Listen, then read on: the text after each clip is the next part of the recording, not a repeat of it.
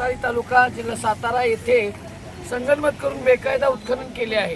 सदर पत्रकार आहे असे सांगून शासकीय अधिकाऱ्यांना तहसीलदार समीर यादव यांच्यावर दबाव आणल्याचं मुळे कारवाई होत नाहीये का, हा माझा खरा प्रश्न आहे। सातारा जिल्ह्यातील पालकमंत्री शंभूराज देसाई यांचा या दोन पत्रकारांना राज्याश्रय आहे का, त्यामुळे कारवाई होत नाही का?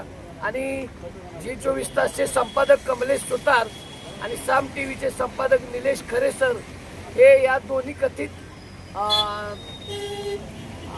उपद्व्यापी पत्रकारांना काही कारवाई करणार आहेत की ते सुद्धा यांच्यात सामील आहेत।